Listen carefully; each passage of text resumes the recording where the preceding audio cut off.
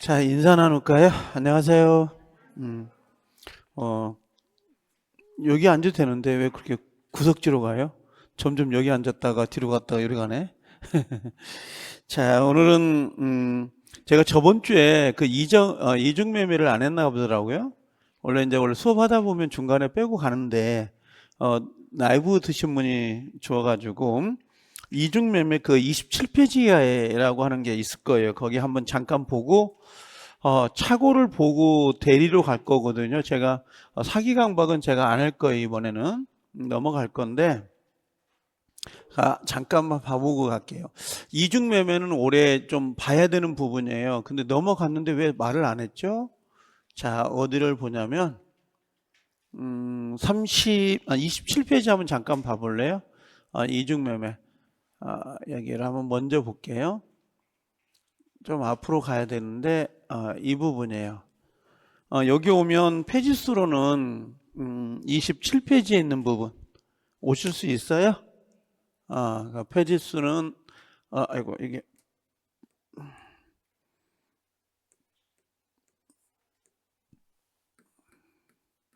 27페이지에 있는 부분이 이중매매거든요. 요거 잠깐 설명하고 다시 앞으로 착오로 갈게요. 여기를 빼먹었다고 해서 제 문자가 와가지고 저한테 요즘은 SNS가 잘 돼 있다 보니까 항상 들어와요, 건의가. 근데 중간중간에 가다 보면 이게 진도가 밀려서 빼지는 경우가 있어요. 예, 올해 1월달, 2월달, 3월달 안 되면 다음에 또 들어오니까 그렇게 알고 계시면 되는데 항상 다 맞추려고 하지는 마세요. 민법을 다 맞을 수도 없고 또 어려워요. 민법 자체가 가장 어려운 게 민법이에요. 공법보다 어려운 게 민법이라고. 사람들이 공법이 제일 어렵다고 이야기를 하는데 예전에 중개사는 그냥 민계중 이렇게 이야기를 했었어요. 공이 아니고 민계중 중법 중개사법이 무조건 토요일날 여러분들 수업하잖아요. 무조건 32개를 맞춰야 돼요. 30개 이상이 안 나오면 2차 과목은 좀 실패를 볼 확률이 높아요. 중개사법이 요즘 많이 어려워져 가지고 좀 어렵습니다. 우리가 두 개가 있는데, 이중 매매라는 게 파트가 있고, 그 다음에 또 하나가, 미등기 전매 두 개가 헷갈리거든요. 이중 매매는 실제 시험에 나오는 건 네 개만 알면 돼요.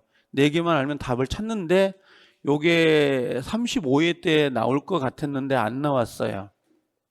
그래서 올해 신경을 써야 되는 게 103조하고 이중매매하고 그 다음에 104조에 그 불공정한 법률 행위가 있거든요. 요 세 개를 좀 신경 쓰셔야 돼요. 올해 시험이 나중에 나올 건데 요걸 한번 해볼게요. 이중매매 이렇게 되어 있거든요. 이중매매는 갑이라는 사람이 을에게 1차 매매를 하고 아직 을에게 등기가 안 넘어가 있는 상태입니다. 등기가 안 넘어가 있는데 이 친구가 원래 1억이었거든요. 여기 병이라는 사람이 이렇게 2차 매매가 되는데 여기다 3억이라고 매수 제의를 해요. 그럼 갑의 입장에서는 1억에 주고 파는 것보다는 3억 주고 팔아도 남는 게 있죠. 여기다가 그래서 이 친구에다가 판매가 되고 등기가 된 거야 이런 식으로. 그럼 원래는 1차 매매가 있었음에도 불구하고 등기가 아직 안 넘어가 있으니까 을은 소유자가 아니죠.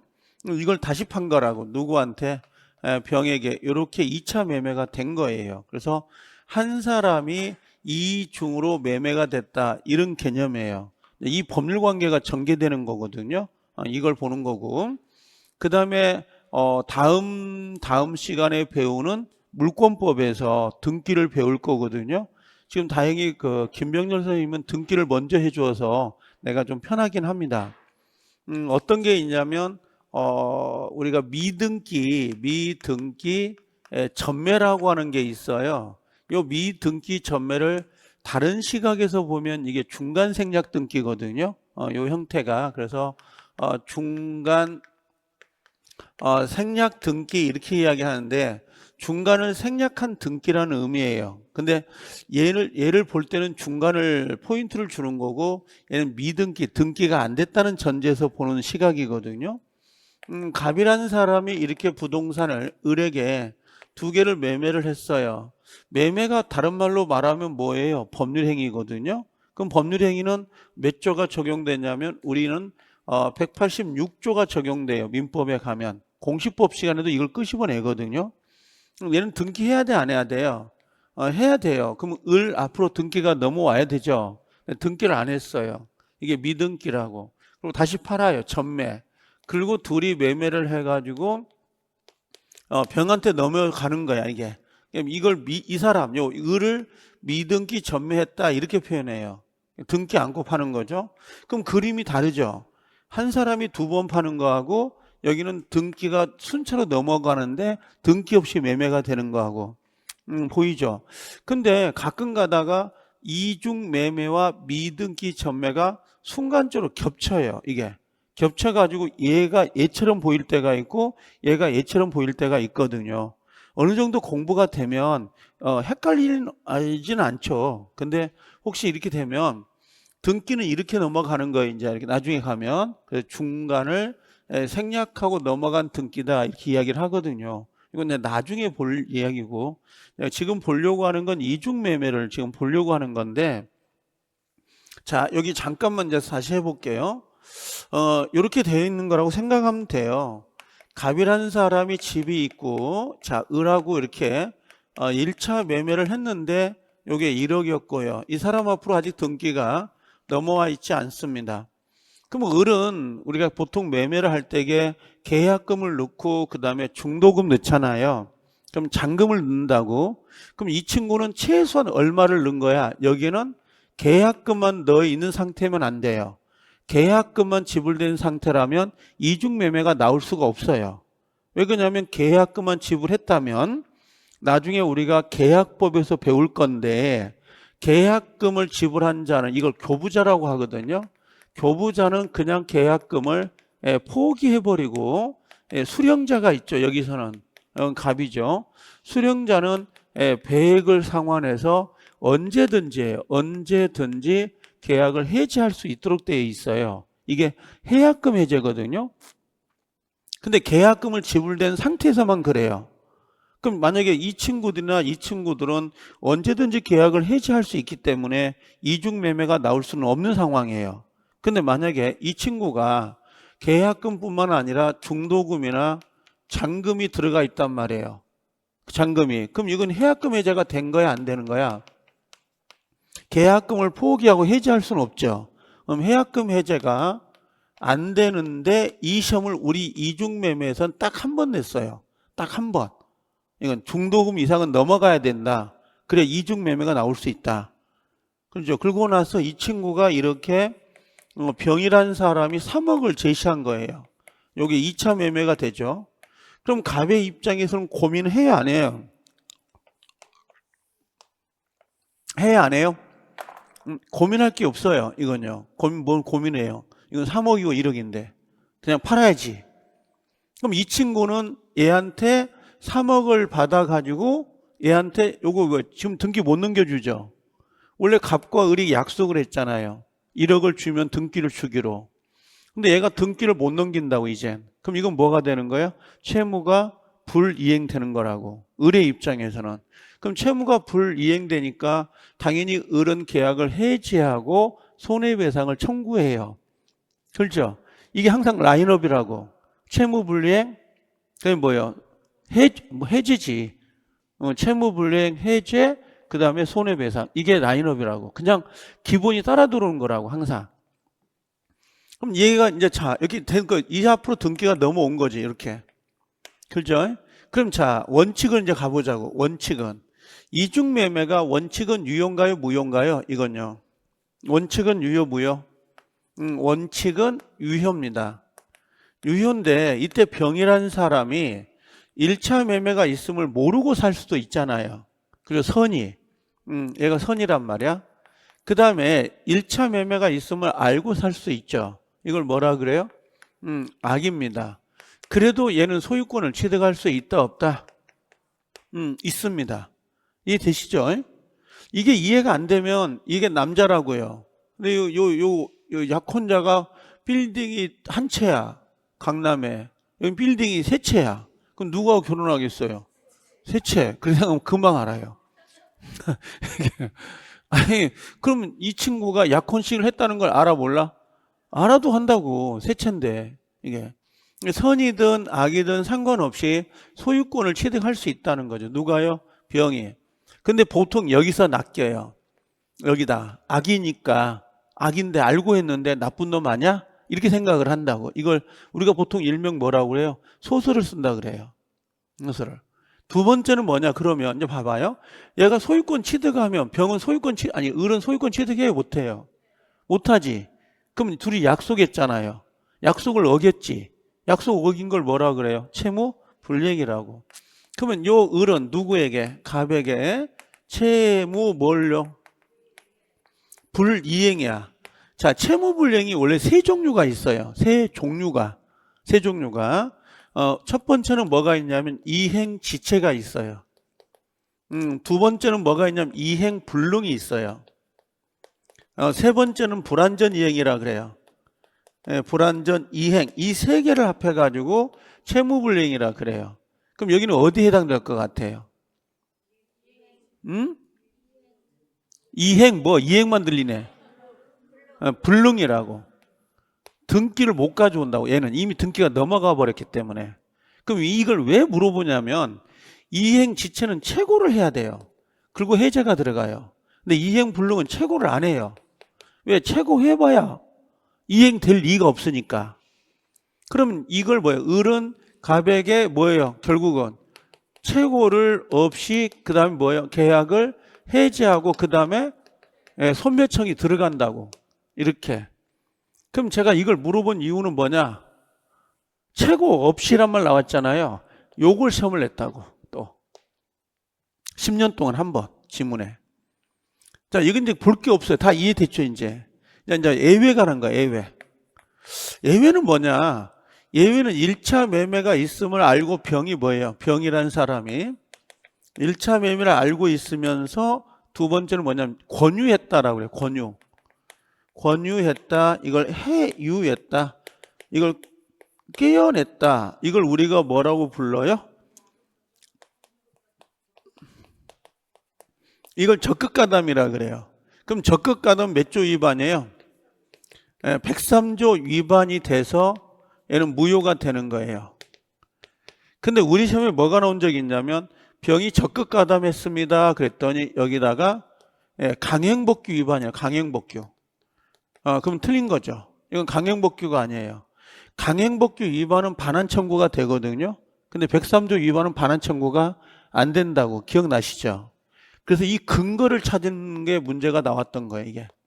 그럼 여기서 물어볼게요. 병이 적극 권유했다. 적극 가담했습니다.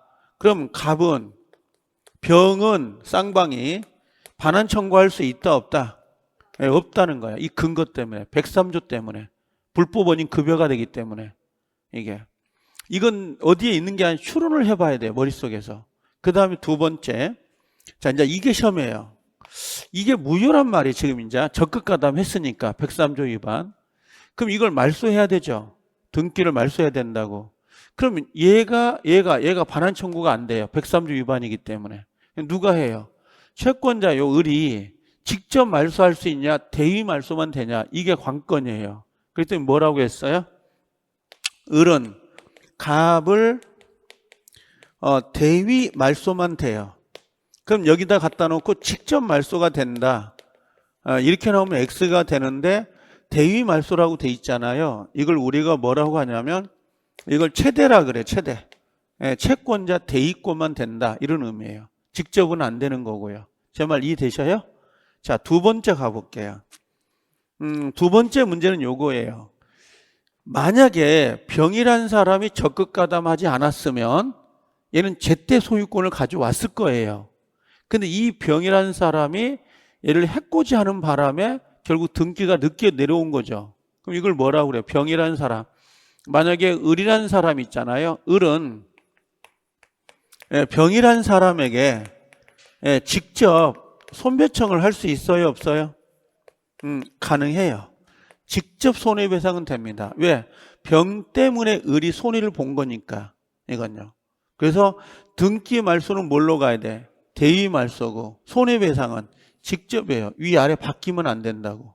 그 다음에 세 번째는 요거예요. 지금 을이 갑에게 가지고 있는 채권이 뭐예요? 을이 갑에게 가지고 있는 채권이. 채권하면 또 어렵죠? 을이 갑에게 가지고 있었던 게 뭐냐고. 이 집에 대한 등기 청구권이었다고. 등기 청구권인데 얘한테 팔아 넘긴 거지 지금. 그럼 갑과 을과는 채권 관계가 금전이 아니죠.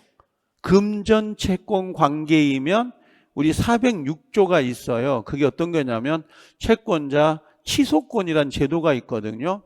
그럼 얘는 채권자 취소권이 되냐고 물어봐요. 그러면 안 돼요. 얘는. 왜냐하면 갑과 을과는 금전 채권 관계가 아니라 등기 청구권을 가지고 있는 상황이기 때문에. 이게 갑이 만약에 을한테 돈을 빌려줬다. 그럼 을이 돈 1억을 받을 권리가 있다. 그러면 갑과 병 간의 이 계약을 취소할 수 있다고. 채권자가. 이게 지금 금전 관계가 아니라고. 등기 신청 관계라고 해요. 그래서 여기는 채취가 안 되는 거예요. 채대만 되는 거라고. 채권자 대위권만. 그 다음 또 하나는 이 친구로부터 물려받은 정이 있잖아요. 얘가 선이이더라도 얘는 권리를 취득할 수 없어요. 절대적 무효이기 때문에. 그래서 여기가 네 번째가 뭐냐면 선의 정은 소유권을 취득할 수 있냐고 물어볼 거예요. 된다 안 된다? 안 됩니다. 그래서 실제 이중매매는 이게 이제 기본인 거고 답은 여기서 나와요. 여기서 이렇게 나옵니다. 답은 이 네 개 중에서 하나가 나오거든요. 여기다 이제 뭐 쉽게 말하면 뭐 유치권이 성립되냐 안 되냐 이런 말을 꺼내면 안 되는 거고 답은 무조건 요거예요. 자, 다시 해볼게요. 지금 1차 매매가 있었고 중도금 이상이에요. 근데 2차 매매가 이루어진 거죠. 그럼 2차 매매가 이루어졌다 하더라도 원칙은 뭐라고요? 유효예요. 병은 선악을 떠나서 유효입니다. 그럼 을은 등기를 못 가져오는 거죠. 그럼 채무불이행이죠. 그럼 을은 갑을 상대로 채무불이행을 이유로 계약을 해지하고 손해배상을 청구해요. 그리고 마무리가 되는 겁니다. 근데 만약에 병이 1차 매매가 있음을 알고 적극 가담을 한 거죠. 그래서 사회질서를 문란하게 했어요. 그럼 103조 위반이죠. 무효란 말이에요. 그럼 그때 을은 뭐예요? 갑을 대위해서 이 병의 등기를 말소해야 되지 직접 말소는 할 수가 없습니다. 직접은 안 된다고. 왜? 얘는 소유자가 아니거든. 아직 등기를 안 가져와서. 그렇죠? 두 번째는 자, 이거 병이라고 썼네. 여기 을인데. 자, 을은 병이라는 사람에게 직접 손해배상을 청구할 수는 있다 없다? 있어요. 병 때문에 내가 등기를 못 가져온 거니까. 그 다음에 채취는 되냐고 물어보면 단순하게 기억하세요. 채취가 뭐냐고 물어보진 않으니까. 된다 안 된다? 안 된다. 채권자 취소권이 안 된다고. 그 다음에 선의 정이라고 돼 있잖아요. 무효죠. 그럼 뒤에 있는 사람이 선의이더라도 무효예요. 이건 절대적 무효이기 때문에 선의 정은 소유권을 가져올 수 있다 없다? 없어요. 그래서 이 네 가지가 포인트예요. 자, 그러면 이제 내용을 보시면 이중매매는 뭐라고 했어요? 원칙은 뭘로 가요? 유효. 근데 이 매수자가 누구예요? 여기서 병. 여기 갑을병은 절대 안 바뀝니다. 그때 이 사람이 선이냐 악이냐 상관없이 뭐라고요? 유효가 됩니다. 이런 식으로. 2번 애외는 뭘로 가요? 무효입니다. 자, 이 매수자가 병이라는 사람이죠. 적극 가담한 거예요. 사회질서를 위반한 거죠. 사회질서를 위반했다. 그럼 여기다 갖다 놓고 이걸 강행 규정을 위반했다. 그럼 돼야 안 돼요? 이건 안 된다고. 강행 규정이 아니라 103조 위반이 되는 겁니다. 둘 차이 아시겠죠? 얘는 반환 청구가 되는 거고 103조는 반환 청구가 안 되는 겁니다. 효과가 달라요. 자, 사례. 갑이 을에게 자기 소유 토지 A를 매도하면서 중도금 이유라고 돼 있잖아요. 그 중도금 이유를 준 이유를 아시겠죠? 여기는 해약금 해제가 된다 안 된다? 해약금 해제가 안 되는 걸 보여주기 위한 거예요.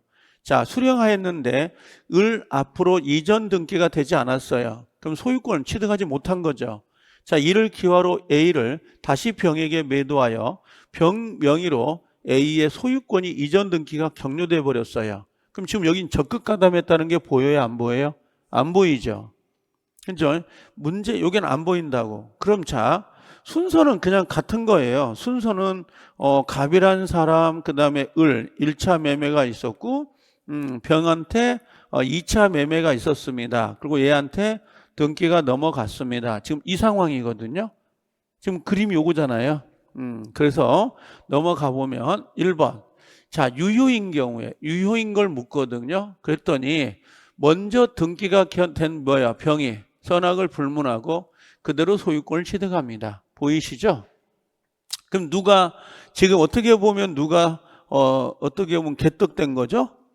을이 된 거지. 그럼 을은 어떻게 할 거니? 이렇게 돼요, 이제. 그랬더니 을은 자, 병에게 최고 없이란 말 나왔어요. 왜 최고가 없는지 아시겠죠? 이미 병이 소유권을 취득해버리면 을은 소유권을 가져올 수가 없다고. 그래서 여기는 이행불능이란 말이에요. 이행이 불능하다. 이행불능이기 때문에 최고를 하지 않고 계약을 어떻게 즉시 해제를 합니다. 라인업이니까 채무 분리의 해제 손해배상 그리고 손해배상을 청구하고 마무리한다. 요게 원칙이에요. 이해되죠? 이거 너무나. 자, 그 다음에 자, 적극 가담해가지고 무효가 됐어요. 적극 가담. 그럼 이중 매매는 반사의 질서에 무효다라고 되어 있죠?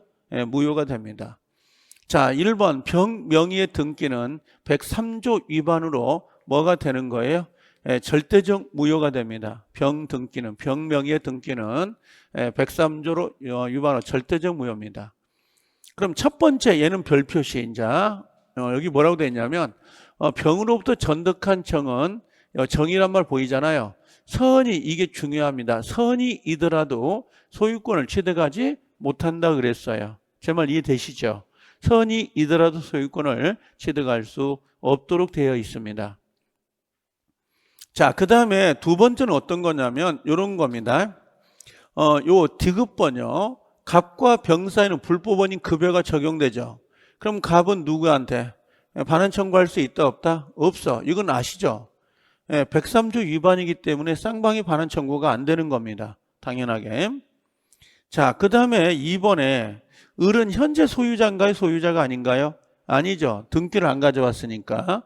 그럼 직접 말소는 돼야 안 돼요. 직접 말소 청구하거나 을 앞으로 직접 소유권 이전 등기를 청구할 수는 없다고. 을은 소유자가 아니기 때문에. 그래서 시험에 가장 많이 나오는 답이 기억이에요. 직접 된다고 나오겠지. 직접. 진정명이 안 됩니다. 그 다음에 뭘로 가야 돼요? 갑을 대위하여 병명의 등기를 말소한다. 최대만 가능하다. 최대만. 이렇게.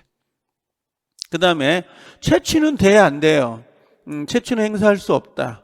다만 직접 손해배상은 된다 안 된다? 된다. 자, 그럼 빨간색 가볼게 이제. 빨간색은 요 기억. 정이 선이이더라도 소유권 취득하지 못한다. 이거 답. 2번 직접 말소, 그 다음 직접 손해배상, 진정명의 된다 안 된다? 못한다. 청구하지 못한다. 그 다음에 채권자 대위, 대위할 수 있다 없다? 있고 채권자 대위만 된다. 그럼 채취는 돼야 안 돼요? 안 된다. 그 다음에 직접 손해배상은 된다 안 된다? 된다. 지금 빨간색 친 거 있죠? 얘만 답이에요. 답은 얘들에서 나오기 때문에 얘들을 반드시 근데 이해는 되죠 지금? 요 정도가 답이에요. 4개. 요거 하나, 그 다음에 어디 갔니? 요거 2개, 3개, 요 4개, 아니 4개인가요? 여기 4개. 5개네? 하나, 둘, 셋. 요 2개가 같은 내용이니까. 그래서 요거 하나, 요거 2개, 3개, 4개예요. 답은 이렇게 나온다고. 거의 얘들이 답이 되지 다른 건 답이 되질 않습니다. 자, 그럼 응용을 잠깐, 요건 아니고요. 잠깐만요. 혹시 기출지문 연계돼 있죠? 넘겨볼래요? 5-2번. 5-2번이요. 페이지 수로는 29페이지. 29페이지 오시면 29페이지에 문제 보이죠? 2번 문제, 2번. 바로 밑에. 자, 여기는 뭐라고 돼 있냐면 이렇게 돼 있어요.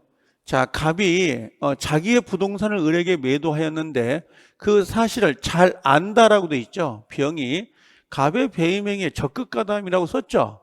그럼 적극 가담은 이미 103조에 해당이 됐다라고 생각하고 가는 거야, 지금.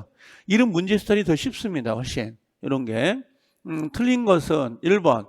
갑과 병 사이 매매 계약은 유효, 무효? 무효인데, 이게 우리가 문제를 풀 때 무효다라고 그냥 가잖아요. 그죠? 이 기출문제를 1년 동안 얼마나 풀 것 같아요? 같은 문제를. 이 기출문제를 같은 문제를 엄청 많이 풀거든요. 이게 답이 안 나오면 안 돼. 근데 무효인데 옆에다가 제가 말하는 건 103조 위반이에요. 103조 위반이다. 그럼 강행법규 위반이 아니죠. 그럼 얘는 쌍방이 반환 청구 된다 안 된다? 이게 여러분들 문제를 풀 때 써줘야 돼요. 옆에가. 이 지문 하나에 하나 해설 달 수 있다 해야 된다고. 그럼 어떤 변형이 나오더라도 맞출 수가 있으니까. 자, 을은 병에게 소유권 이전 등기를 청구할 수 있다 없다? 없다라고 돼 있잖아요. 지금 이 표현이 뭘까요? 지금 을은 병에게 소유권 이전 등기를 청구할 수 없습니다. 이 표현이 뭐예요? 이 표현이 뭐냐고 지금. 이게 말이 안 들어가서 되지 여기가 뭐가 생략돼 있냐면 직접이라는 의미예요 지금.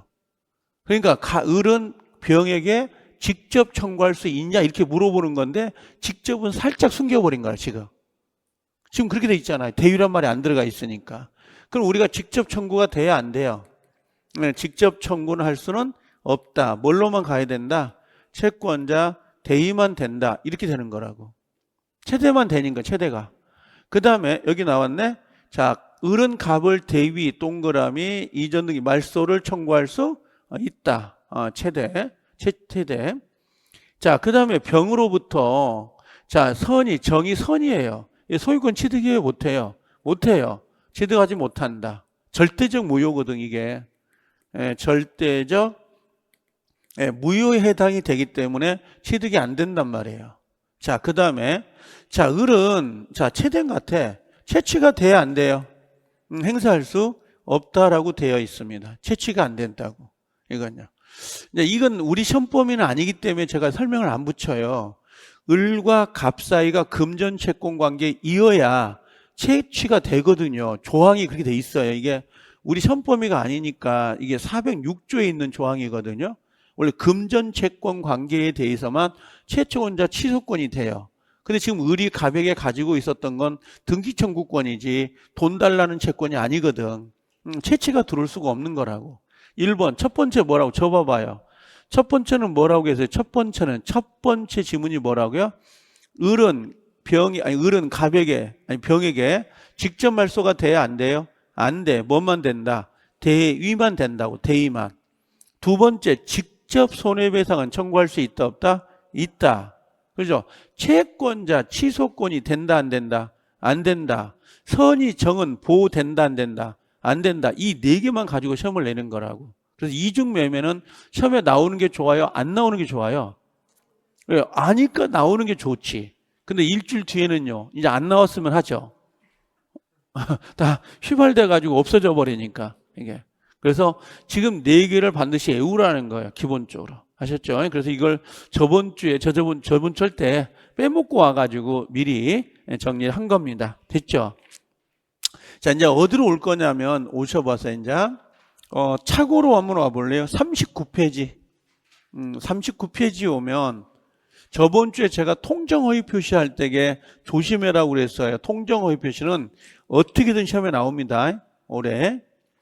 자, 그 3자 계산할 때 인수, 인계 받은 사람은 3자입니까? 3자가 아닙니까? 아니라고 그랬죠? 그래서 후추상의 일손무익, 인수, 인계. 인수, 인계는 당사자가 아닙니다. 아니죠. 3자가 아닙니다. 당사자에 불과하지. 예, 그래서 요즘 잘 나오는 시문이니까 조심해라 된다 그랬고. 자, 이제 착오로 한번 오는데, 착오는, 실질적으로 어려운 게 뭐냐면, 거기 40페이지에 있는 지문, 기출지문 있잖아요. 요걸 찾는 게 어려워요. 이 지문들을 좀 잘 정리해 놓으셔야 되는데, 요거 잠깐 봐볼게요, 이제. 자, 이거 지워도 되죠? 착오는, 해년마다 문제가 배전된다고 생각하면 돼요, 그냥. 항상 의사표시에서는 가장 중요한 부분인데, 작년에 의사표시가 몇 문제 나온 줄 아세요? 민법 총칙 의사표시가 4문제가 나왔어요. 하나가 통정허위 표시, 두 번째 착오, 그다음에 사기강박, 그 사기강박은 8년 만에 나온 겁니다. 그 다음에 9번에 의사표시 효력에 관련된 거 해가지고 네 문제가 배정이 된 거죠. 원래 그렇게 나오진 않습니다. 자, 착오는 의사하고 그다음에 표시가 일치하는 거예요, 불일치하는 거예요? 불일치하는데 이걸 알고 하는 거예요, 모르고 하는 거예요? 예, 모르고 하는 거죠. 모르고. 그래서 착오라는 건 의사와 표시의 불일치를 모른다. 요게 키워드거든요. 모른다라고 하는데 가장 일반적으로 제가 많이 쓰는 건 갑이 자, 을하고 이렇게 계약을 맺어요. 예, 토지를 매수하려고. 그러면 항상 갑은 뭐라고 했어요? 이 을의 땅을 사가지고 건물을 지을 수 있다고 생각할 수 있죠. 여기다 건축할 수 있다고 생각을 했는데 그러고 나서 뭘 했다는 거예요? 매매 계약을 이렇게 체결을 했어요. 나중에 보니까 건물을 지을 수 있다 없다? 없더라 이 말이에요. 지금 상황이. 그럼 자기는 건물을 지을 수 있다고 생각했는데 나중에 건물을 지을 수 없다는 것은 이건 내심의 의사죠. 이건 우리가 이걸 뭐라고 하냐면 대조사실이라 그래요. 대조된 사실은 일치가 돼야 안 돼요? 안 돼. 그럼 이 갑이라는 사람은 요 매매 계약을 이 착오를 이유로 취소할 수 있느냐 이렇게 물어봐요. 그럼 취소가 되면 을에게 넘어갔던 돈이 다시 돌아오고 토지는 다시 돌아가는 거야. 원위치가 되는 거죠.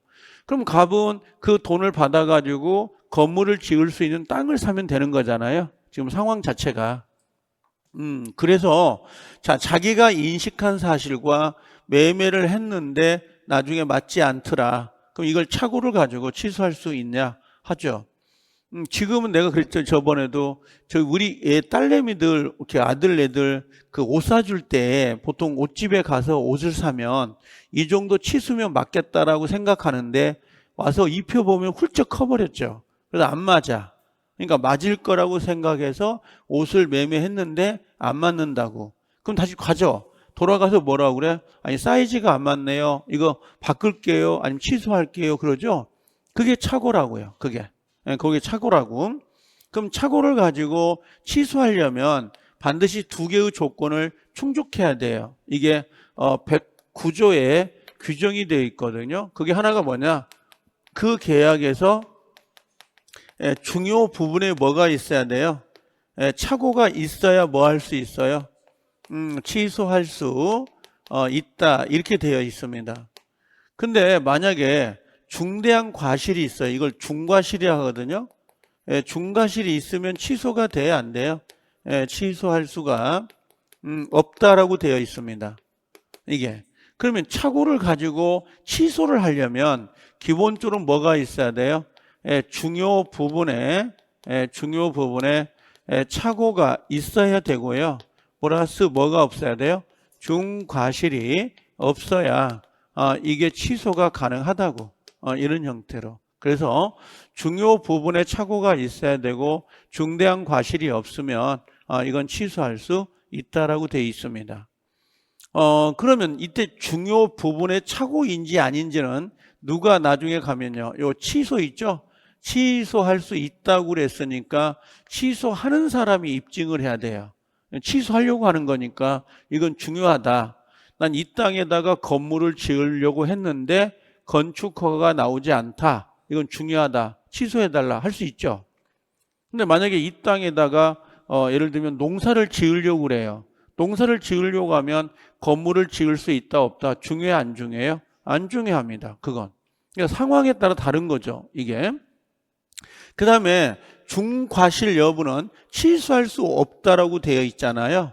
그럼 취소를 못하게 하려는 사람이 입증을 해야 돼요. 입증자가 달라요. 어차피 소송이 제기되면 그 사실관계를 입증해야 되거든요. 그래서 여기는 결국은 누구예요? 여기에 취소하려는 자입니다. 효력을 부인하는 사람이 입증을 해야 되는 거야. 효력을 없애려고 하는 사람이. 그와 반대로 취소할 수 없다라고 되어 있잖아요. 그럼 중과실 여부는 여긴 상대방인데 효력을 유지하는 사람이 입증을 해야 돼요. 여기서는 이 사례에서는 갑이고 여기는요 을이 입증을 해야 된다고, 상황 자체가. 그래서 입증자가 다른데 둘 중에 시험은요 얘가 나옵니다. 요거 중과실 쪽에다 시험을 더 많이 실어줘요. 그래서 혹시 내가 답을 두 개 다 외우면 좋은데 못 외울 것 같다 그러면 상대방이라도 찍으라 그래요. 이걸 찍을 때 저는 항상 이걸 중부과유 그러거든요. 중부과유 이렇게 외우긴 했었어요, 과거에. 그래서 중요 부분 있잖아요. 요 중요 부분은 효력을 부인하는 사람이 입증해요, 취소하는 사람이. 근데 과실, 중과실은 뭐예요? 효력을 유지하는 사람, 상대방이 입증을 한다 해가지고 저는 이게 좀 그렇게 해왔던 것 같아. 이게 중부과유, 중부 이렇게 해왔는데, 아니면 이렇게 해도 되죠. 우리 때 표현, 시험 볼 때 포인트가 이렇게 나왔던 거고, 여러분들은 그냥 중요 부분은 뭐야? 취소한 중치? 아니면 뭔가 과상? 이렇게 외워놔도 되죠. 중요 부분은 취소하는 사람, 과실은 상대방. 이렇게 외워도 상관은 없죠. 아니면 그냥 과상 이렇게 외워도 되고. 어차피 얘만 시험이니까. 이렇게. 그럼 다시 정리해 보자고, 이제. 만약에 중요 부분에 착오가 있습니다. 그럼 이건 취소가 돼야 안 돼요? 취소가 되는 거고, 중요분의 착오가 아닙니다. 그럼 취소가 돼야 안 돼요? 안 됩니다. 그러면 중대한 과실이 있어요. 그럼 취소가 돼야 안 돼요? 안 되고, 중대한 과실이 없어요. 그럼 취소가 돼야 안 돼요? 된다 이 말이에요. 이해되시죠? 그럼 우리는 중요분의 착오에 해당되는지 안 되는지, 중과실 여부에 해당이 되는지 안 되는지를 구별해야 이게 취소된다 안 된다를 구별할 수 있거든요. 그래서 이런 것들은 우리가 결정할 건 아니고 이미 판결이 나와 있으니까 판결 내용을 가지고 기억하시면 되거든요, 이걸. 자, 그래서 한번 정리해 보시면, 자, 먼저 여기 한번 봐보자고. 중요분의 착오 개념을 먼저 봐봐요. 자, 자신의 의사하고요 표시라고 했는데, 이 표시가 대조사실이에요. 대조사실이 일치하지 않음을 안다, 모른다? 모르고 하는 거예요. 이걸 체크해 놓으시라고. 모르고 하는 것을 모르고 한다, 아는 게 아니라. 그럼 요것과 차이가 있는 게 누구라고 그랬어요? 비진이는 알아요, 몰라요? 여기는 알고 하는 거고, 그죠? 그 다음에 착오는 모르고 하는 거죠, 차이점이. 네, 이건 뒤에 가서 보게요. 자, 요건을 보면 법률행위 중요분의 착오가 있어야 된다. 그 다음 두 번째는 뭐예요? 중대한 과실이 없어야 되는데, 중요 부분을 누가 입증하냐고 물어봐요. 표의자, 효력을 부인한 사람. 또 다시 들어간다면 취소하려는 자가 입증을 해야 됩니다. 취소하려는 자가. 그 다음 여기는 뭐예요? 상대방 동그라미 유지하는 사람인데, 이때 안 되면 얘라도 외워라고. 상대방이라도 외우세요. 그래서 만약에 입증 책임을 물어볼 때 한 10년 동안 한 보통 3문제 정도 나오거든요. 나올 때마다 답은 상대방이에요. 항상. 상대방이 입증을 해야 된다. 그래서 그냥 아까 여기 난 중요 부분 이렇게 해서 외웠던 거예요. 중요 부분은 효력을 부인한 사람이 입증하고, 요 과실 여부는 효력을 유지하는 사람이 입증한다, 이렇게 외우고 그랬거든요. 충청도 말로 중부가 이렇게 외우고 그랬던 거예요, 그냥 이게. 자, 그 다음에 이제 우리는 이런 거죠. 어떤 게 중요 부분인지 봐볼게요. 여기에 보시면 중요 부분에 해당이 되면 어떻게 돼요? 취소할 수 있다, 없다? 있고, 그 다음 중요 부분에 해당이 안 되면 어떻게 돼요? 해당이 안 되면 취소할 수 없도록 되어 있어요. 그럼 어떤 게 중요 부분이고 어떤 게 중요 부분이 아닌지를 골라내야 되는데, 예전에 시험에 상당히 많이 배정이 됐는데 요즘은 띄엄띄엄 나와요, 지문들이. 이걸 근데 무시는 못해요, 항상. 여기 보면 자, 주관적 동그라미, 객관적 동그라미고, 얘는 빨간색. 경제적 불이익이 입어야 된다, 이렇게 돼 있거든요. 자, 우리가 뭐냐면 주관적이라는 건 우리가 아까 봐요. 집을 지으려고 땅을 산 거잖아요, 매매를. 그럼 집을 지을 수 없다는 것을 표의자가 알았더라면 그 계약, 땅을 샀겠어요, 안 샀겠어요? 안 샀겠지. 주관적 입장, 표의자 입장에서 봤을 때, 그 다음에 객관적이라는 건 일반인이 그 표의자 입장, 갑의 입장에 섰더라면 이렇게 지금 판단하는 거야. 제 말 알아듣나요? 지금 갑이 표의자죠. 표의자야 집을 지을 수 없다는 걸 알았으면 요 계약했을까요? 안 했을까요? 안 했을 거다. 그 다음에 일반인입니다. 일반인을 여기다 집어넣어. 입장 바꿔 생각해 보자. 그럼 일반인 입장에서도 건물을 지을 수 없었다면 아마 계약을 안 했을 거다. 그 정도로 중요해야 된다고. 그 정도로. 그래서 여긴 주관적, 표의자 입장, 일반인 입장을 따지고요. 경제적 불이익이 있어야 돼, 없어야 돼? 있어야 돼. 경제적 불이익이 없으면 착오로 다루질 않습니다. 이런 것들은. 자, 이때 이제 경제적 불이익은 나중에 한번 이야기를 할게요. 이건 올해 판례가 한번 나온 적이 있어가지고. 자, 여기 물상보증인에 뭐가 돼 있어요? 주채무자의 동일성은 중요하다 그랬습니다. 이게 뭐냐면 갑이 을이 있고요. 여기다 이제 을이 있는데 여기 A은행이 있어요. 그럼 A은행이 여기 주채무자거든요. 주채무자입니다. 근데 여기에 보증인을 세워요. 물상보증인을. 근데 물상보증인이 을인데 보증계약은 누구하고 맺냐면 이렇게 보증계약을 맺어요. 보증계약 얘하고 맺는 게 아닙니다. 보증이라는 건 채권자하고 맺는데, 자, 이 물상보증인 을이 보증을 맺을 때 이 주채무자가 돈이 많은 갑인 줄 알았나 봐요. 갑인 줄 알고 보증을 썼다고. 주채무자가 돈이 많으면 많을수록 좋은 거죠, 보증인은. 근데 개털병이더라고. 보증을 쓰고 나니까. 그럼 주채무자가 바뀌어버린 거죠. 그럼 이 사람한테는 불리해, 안 불리해? 불리하지. 그래서 이건 중요분의 착오다. 이건 취소할 수 있도록 해준 사건이에요. 그래서 이 표현이 물상보증인의 채무자의 동일성 이렇게 표현하는 거예요. 근데 혹시 여기가 요건 안 돼요. 주채무자의 신용상태 이렇게 나오면 이건 X가 돼요. 주채무자의 신용상태라는 게 뭐냐면 주채무자가 갑인 줄 알았어. 갑이 맞아.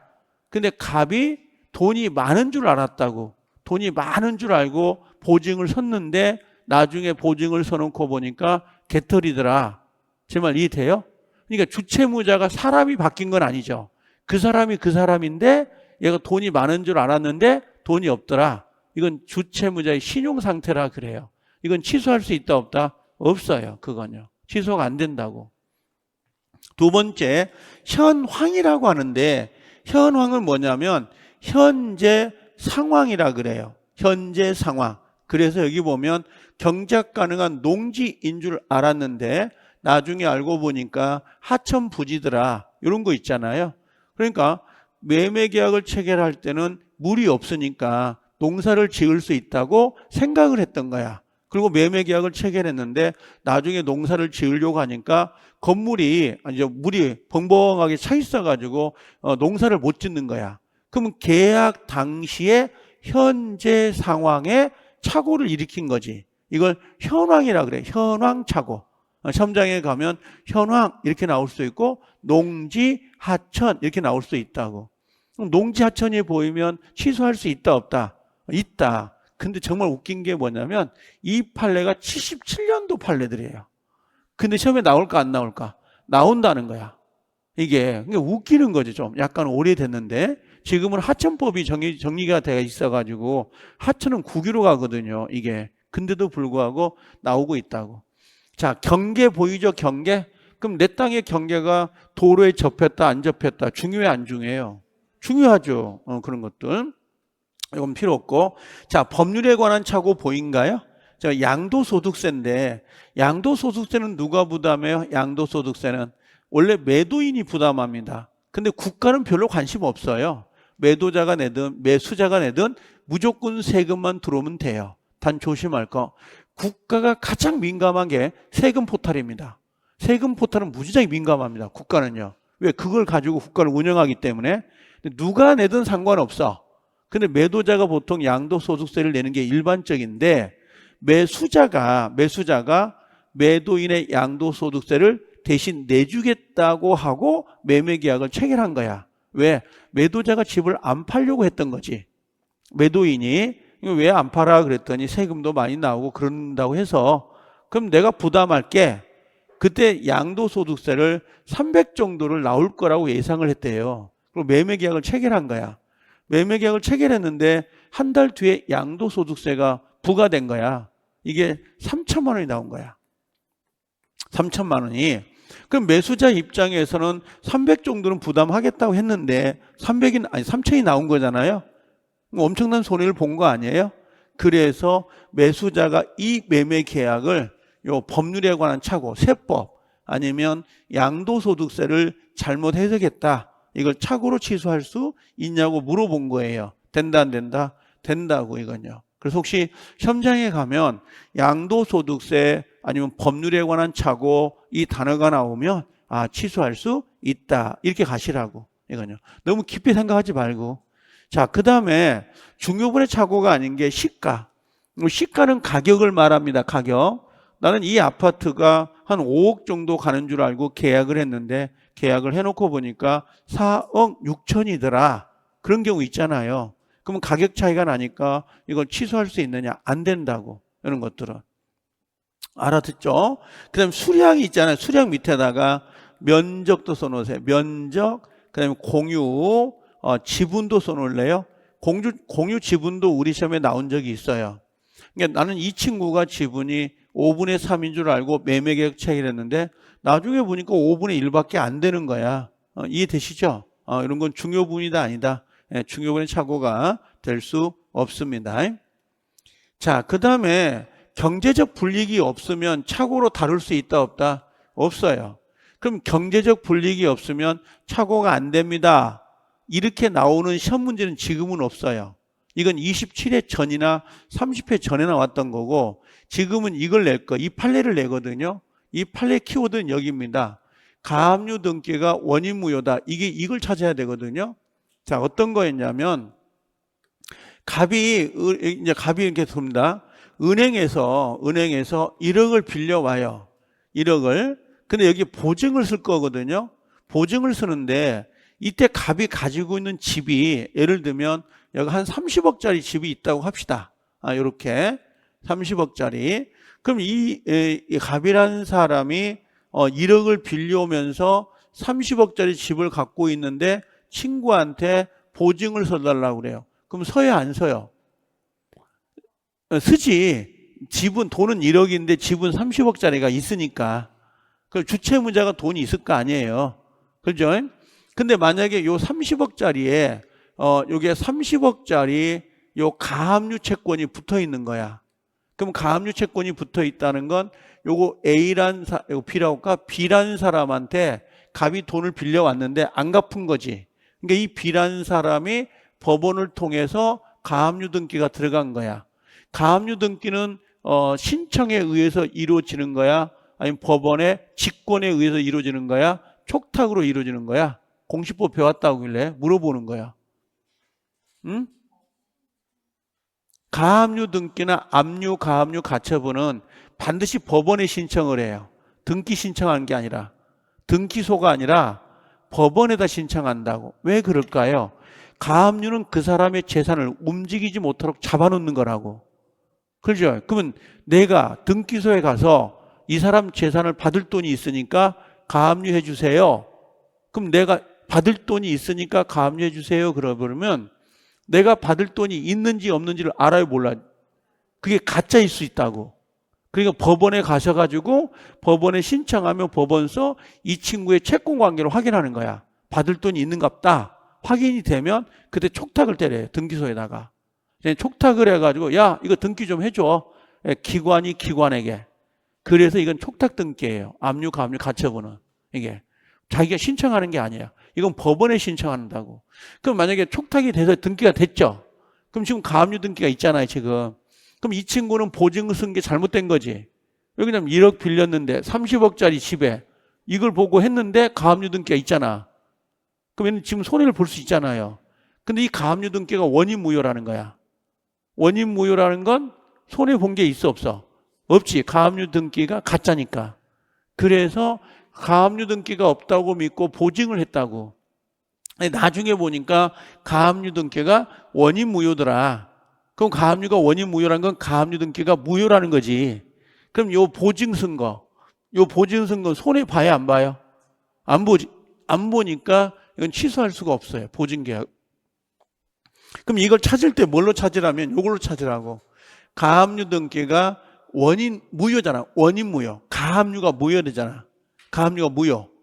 그럼 요 판례가 어려운데 그걸 찾으면 금방 찾을 수가 있다고. 포인트를. 이걸. 그 다음에 여기 3번, 4번 문구세요. 3번, 4번. 중대한 과실, 중대한 과실 없다. 중대한 과실 있으면 취소가 되나요? 안 되나요? 중대한 과실 있으면 취소가 안 되고 중대한 과실이 없대. 그럼 취소가 되는 거지. 그럼 자, 공장 동그라미 중개사를 통하지 않고 이렇게 돼 있거든요. 자, 그럼 무슨 말이냐면 공장을 운영하는 사람이 공장을 좀 확장하려고 그래요. 확장하다 보니까 공장을 부지를 매입했는데 나중에 알고 보니까 공장을 지을 수가 없더라.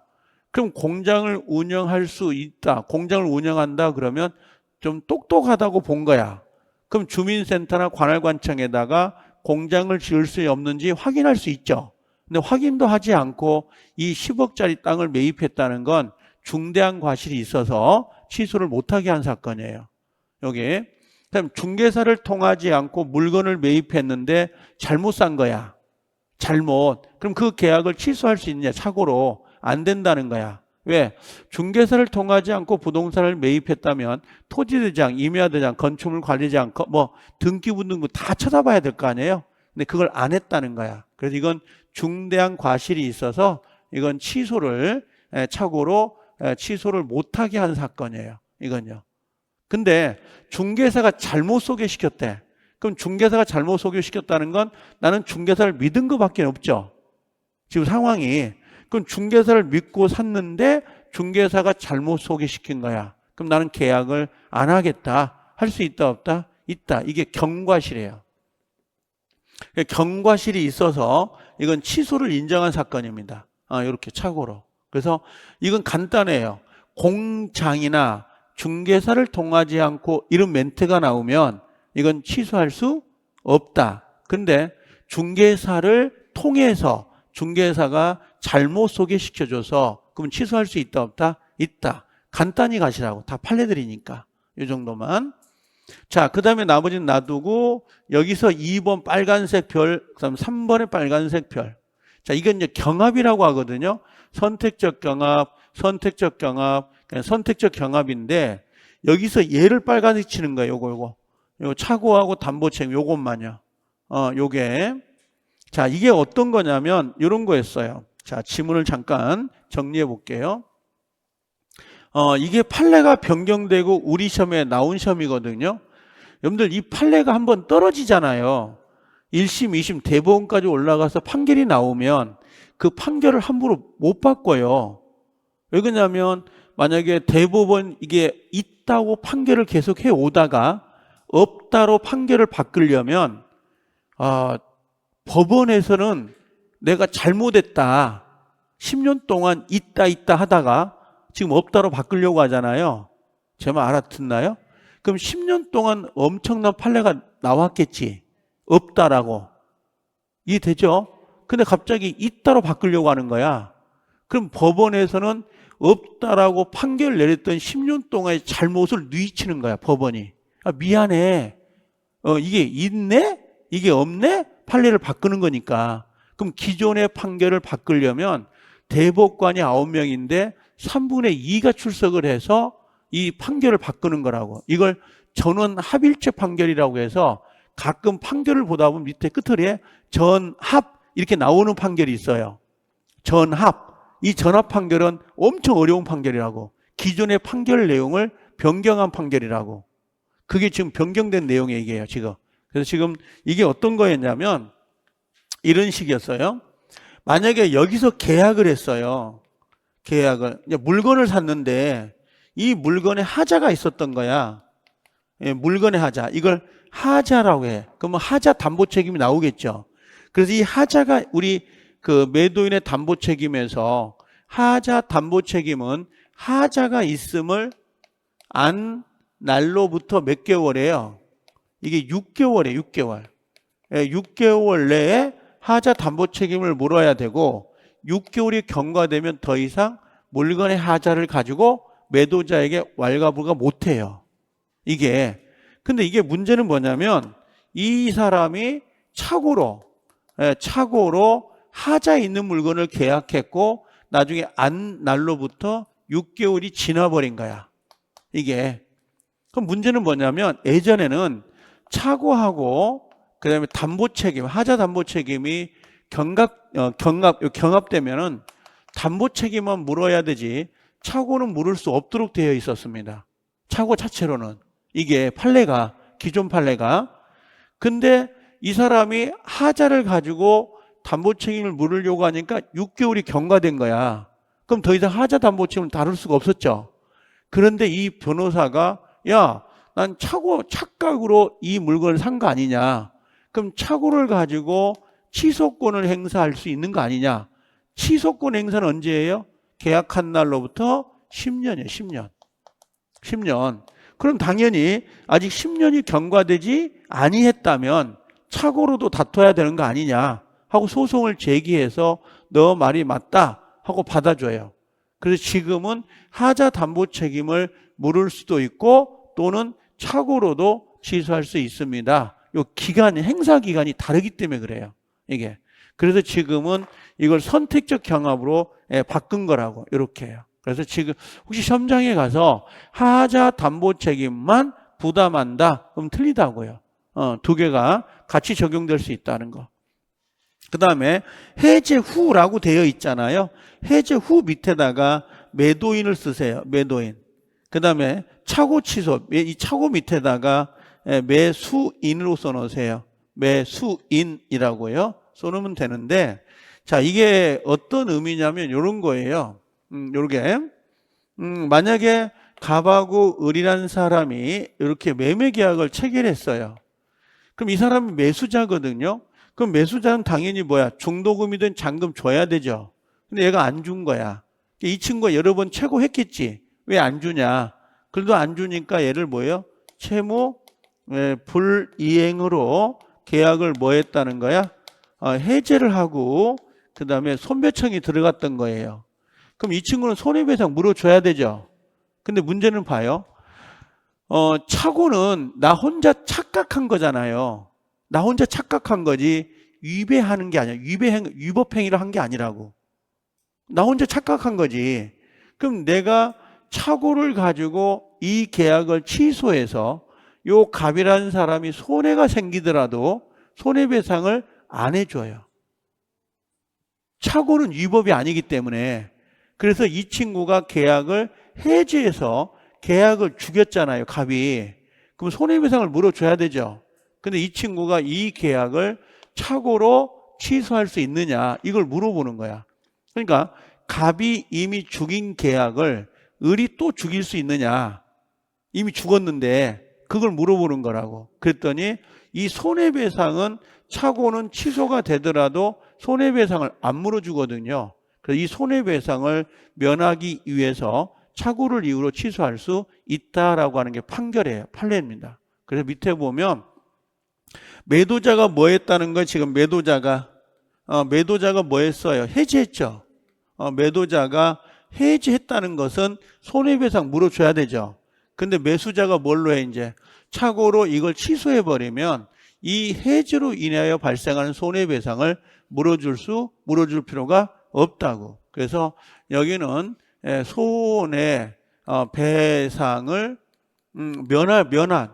면하기 위해서 당연히 착오 취소를 인정해 줍니다. 이건요. 이 시험 문제가 우리 시험에서는 10년 동안 4번 나와요. 4번 나오는데 3번은 민법 총칙으로 나오고 1번은 계약법으로 문제가 나왔었어요. 계약법으로. 그래서 요 두 가지, 요거하고 요건 꼭 좀 체크해 놓으셔야 됩니다. 자, 밑에 바로 봐볼게요. 밑에 보면 요겁니다. 자, 일단 요건데 착오로 뭐라고 했어요? 취소한 경우 보이죠? 제가 물건을 샀잖아요. 물건을 사가지고 가서 저 이거 취소할게요. 그러면 매도자가 그래요. 아니 이제 와서 이걸 취소하냐고. 이거 물건 살 때 10만 원 주고 샀는데 나도 좀 늦게 와서 취소하니까 나 이거 10,000원 까고 9만 원만 드릴게요. 그럼 우리는 그냥 뭐 모르니까 그럼 9만 원 주세요 하고 나오거든. 이게 잘못된 거라고. 착오는 취소가 돼서 그 매도자가 손해가 발생이 되더라도 손해배상을 안 물어줘요. 근거가 없어요, 그건. 이건. 그래서 착오는 상대방이 손해를 입었다 하더라도 손해배상을 해준다, 안 해준다? 청구할 수가 없다고. 착오 자체가 위법이 아니니까, 이게. 근데 사기나 강박은 위법이에요, 위법이 아니에요? 위법이니까 걔는 손해배상이 나올 수가 있다고. 자, 두 번째. 착오는 의무규정이에요. 중요 부분이 있더라도 우리 취소하지 맙시다라고 약속을 해버리면 취소가 안 됩니다. 여러분들 항상 쓰는 게 그 여름에 길거리 지나가다 보면 행거에 뭐라고 돼 있어요? 반품 금지, 현금 가능, 뭐 그런 거 있죠. 그게 바로 뭐예요? 뭐 잘못해서 치수가 안 맞다 하더라도 취소할 수 없습니다. 이런 의미고, 우리가 물건 같은 거 사러 가면 그 매도자가 그래요. 이거 봉지 뜯으면 이거 반품 안 됩니다. 그런 말을 하거든요. 그럼 우리는 알았어요. 뭐 안 맞으면 어쩔 수 없죠. 뭐 내가 쓰죠. 뭐 그렇게 이제 사가는 경우가 있거든. 근데 안 맞아. 착오가 있더라고. 그럼 취소할 수 있다 없다? 없어. 이미 뭐라고요? 취소권을 배제하는 약속을 한 거라고, 그게. 그래서 여기 착오는 의무 규정이기 때문에 당사자 앞으로 취소권, 배제, 특약을 할 수 있다 없다? 있다. 그렇게 정리를 해 놓으시면 돼요. 두 개는 중요합니다. 착오에서는 절대로 뭘 쓰면 안 돼요? 손해배상이란 말 써서는 안 돼요. 그렇게 정리해 놓으시라고. 그 다음 여기 동기착오인데, 동기착오 보이죠? 자, 이거 낮춰볼게요, 이거요. 여기다가 동기착오가 하나 있었고, 동기는 뭘까요? 동기는 내심이에요. 내심, 머릿속에 있는 거. 이게 내심, 생각. 근데 여기 하나 또 나왔던 게 뭐냐면 동기의 불법이라는 거 기억나요? 동기의 불법 103조. 동기의 불법은 똑같아요. 동기의 불법도 이게 표시되거나 그 다음에 또는 알려졌다. 알려졌을 때 뭐가 나온다는 거야? 103조 위반으로 해서 무효가 되는 겁니다. 이런 식으로. 근데 동기착오는 자 여기처럼요. 토지 인근에 지하철 여기 들어올 거라고 생각을 했던 거야. 생각. 이게 생각이죠. 이게 동기. 생각을 하고 있었는데 이게 매수를 했다고. 근데 실제 지하철이 들어온 거야? 안 들어온 거야? 안 들어온 거라고. 소문에 불과한 거라고. 그러면 원칙적으로는 지하철 이거 취소, 이 매매계약 취소할 수 있다 없다? 없어요. 자기 생각이 착오가 있는 거니까. 근데 여기 보니까 뭐라고 했어요? 의사표시 내용으로 인정되고 표시 동그라미 있죠. 표시가 됐다는 거지. 내가 당신 땅을 지하철역이 들어올 것 같아서 시세보다 좀 약간 비싸게 사요 하고 지하철 이게 표시가 됐거나 또는 상대방에 의해서 뭐예요? 유발된 거라고. 유발. 야, 내 땅 사, 내 땅 사. 내 땅 주변에 지하철이 들어올 거거든. 그래서 계약이 된 거예요. 그럼 상대방에 의해서 유발된 것은 동기가 표시되지 아니하더라도 취소할 수 있다 없다? 있는데 간혹 이걸 집어넣어요. 유발 표시되지 않더라도 취소할 수 있다. 요걸 가끔 집어넣더라고요. 시험에가.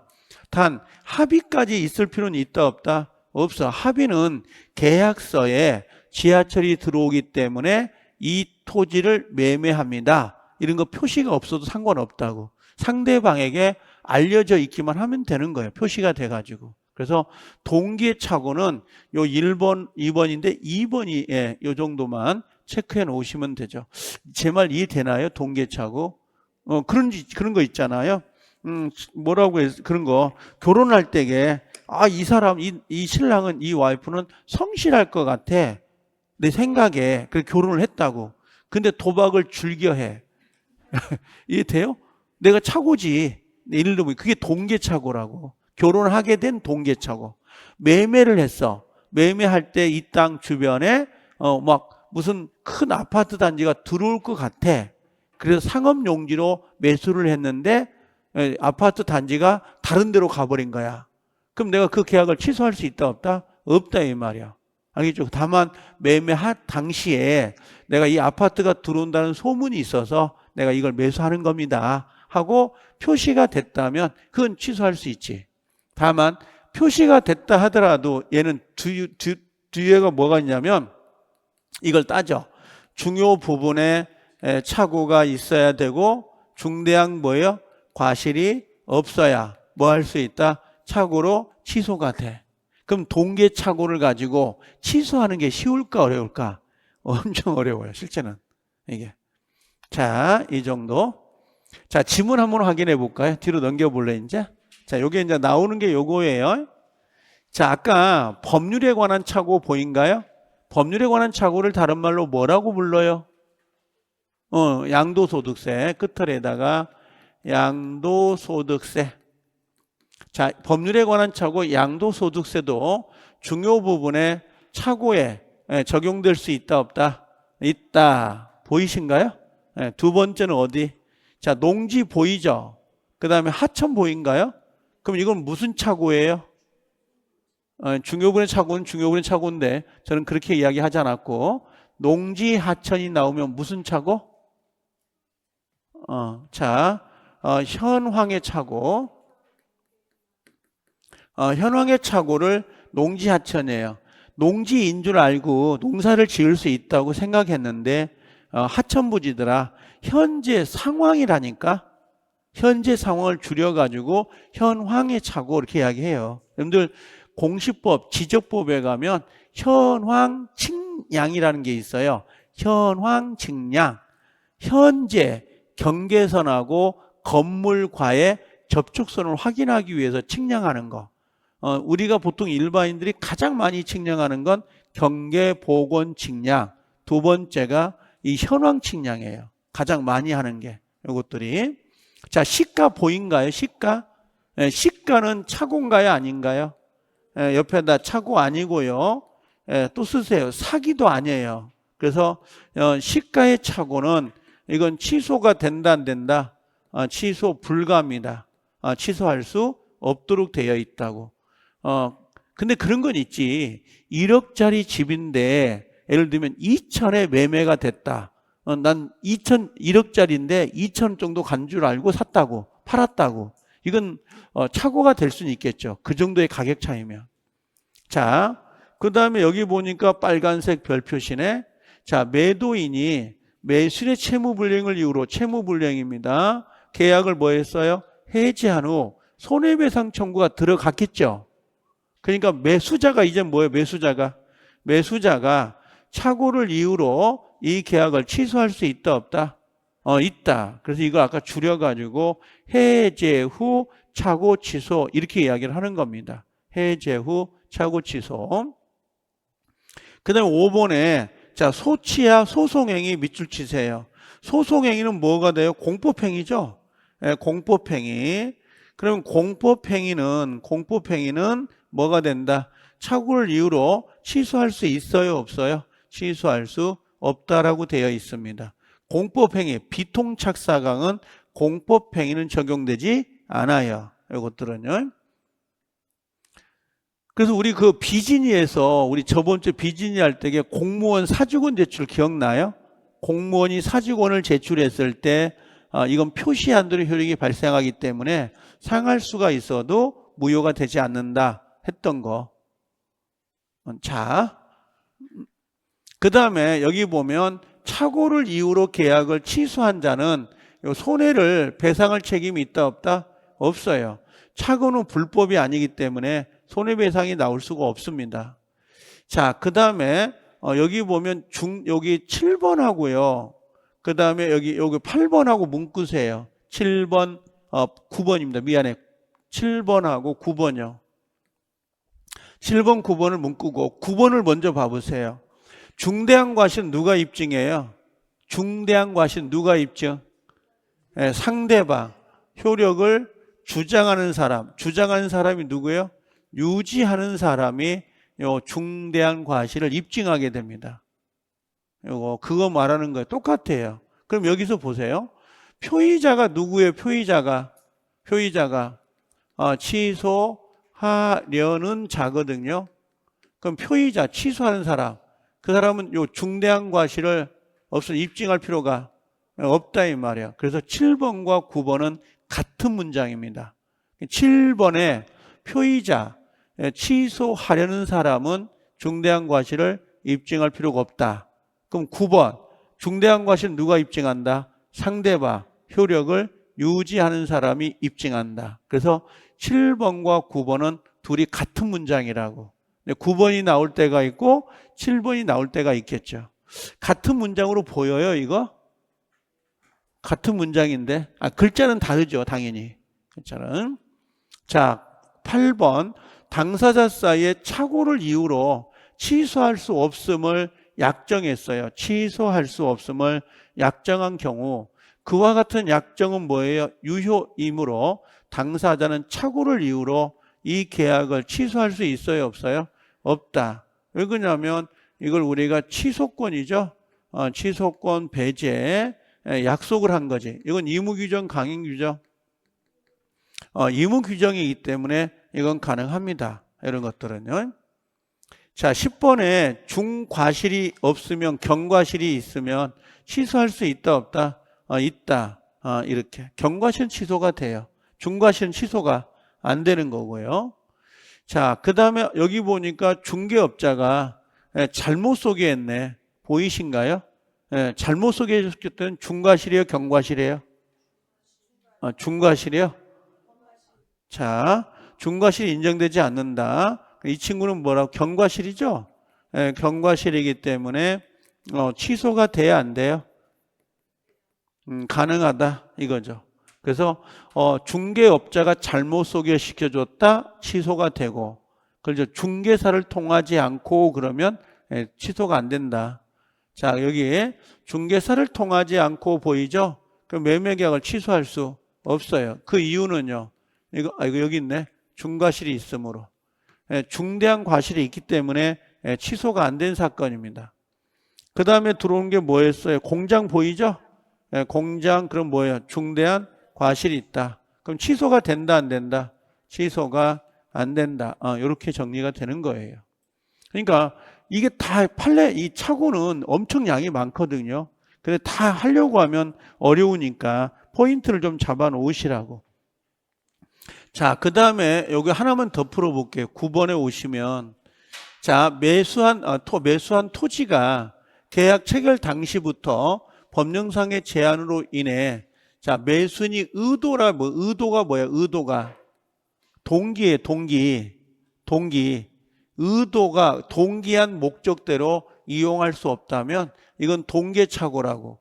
그럼 이건 취소할 수 있나요? 없나요? 원칙은 취소할 수 없다. 다만 동계착오가 표시됐거나 상대방에 의해서 유발이 됐다면 이때는 취소가 될 수 있겠죠. 동계착오라는 게 자기가 의도된 대로 안 된 거라니까. 자, 두 번째, 자, 여기가 포인트죠. 주채무자의 소유 부동산에 가압류 등기가 없다고 믿고 보증을 했는데 그 이후에 뭐라고 했어요? 가압류 등기가 원인 무효로 바뀐 거야. 그럼 이건 경제적 불이익이 있다 없다? 경제적 불이익이 없기 때문에 이건 취소가 돼야 안 돼요. 안 된다 이 말이에요. 이건요. 경제적 불이익이 없기 때문에. 자, 동기의 착오는 동기가 표시되지 않았더라도 중요분의 착오가 될 수 있다 없다? 중요분의 착오가 될 수 있어요 없어요? 있다. 언제요? 유발이잖아 상대방이. 그죠? 유발된 건 표시돼야 표시되지 않아도 표시되지 않아도 된다고. 유발 내 땅사 그럼 내 땅사 할 때 내 동기가 표시되지 않아도 상관없다고. 그 다음에 중개사를 통하지 않고 보이신가요? 그러면 중개사를 통하지 않고 물건을 샀는데 잘못 산 거예요. 그럼 당연히 취소할 수 있어요 없어요? 없습니다. 이거는. 자, 5번 매수인이 중도금 미지급을 이유로 매도인이 적법화 계약을 해지했어요. 그때 매수자는 착오를 이유로 다시 취소할 수 있다 없다? 없다가 아니라 있다라고 해야 되죠. 죽였던 걸 다시 죽일 수 있다. 손해배상을 면하기 위해서.